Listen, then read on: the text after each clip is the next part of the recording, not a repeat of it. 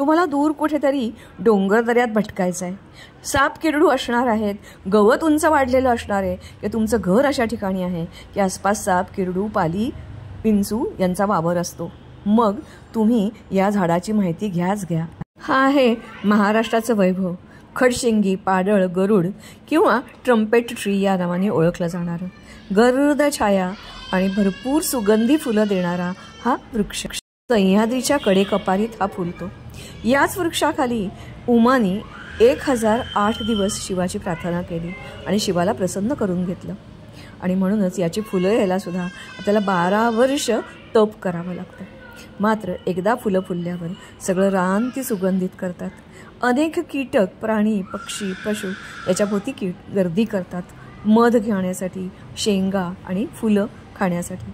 या शेंगा ही खूप लांब लांब 25 ते 30 सेंटीमीटर एवढ्या लांब असतात आणि आत असतात छान मांसल भाग. याची भाजी करतात किंवा खारवतात.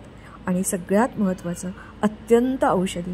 याची संस्कृत नावच सांगतात की कोणकोणत्या गोष्टीवर हा उपयुक्त आहे. मात्र दुर्दैवाने याची खास लागवड कोणी करत नाही. हा खूप लाकडासाठी नव्हे, मात्र फळं, फुलं आणि शेंगा यासाठी प्रसिद्ध असा वृक्ष आहे. याच्यामध्ये अशी काही रसायनं असतात की याच्या आसपास साप किरडू फिरडत नाहीत. आणि म्हणूनच आदिवासी लोक याची एखादी फांदी जरूर घराच्या मध्ये ठेवतात किंवा घरामध्ये टांगून ठेवतात, म्हणजे ते सुरक्षित महसूस करतात.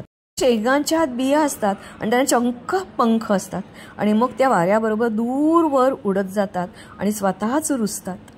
गंमत म्हणजे याची फुलं वाळली तरीसुद्धा पाण्यात टाकल्याबरोबर अत्यंत सुगंध देतात.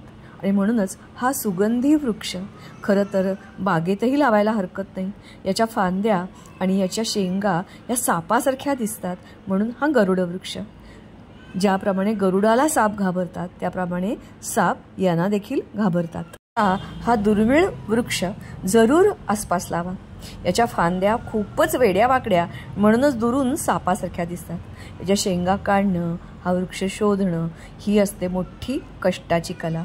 म्हणूनच या शेंगा महाग असतात. मात्र औषधी, म्हणूनच दिसल्या तर जरूर जरूर विकत घ्या आणि आदिवासींना आर्थिक बळ पुरवा.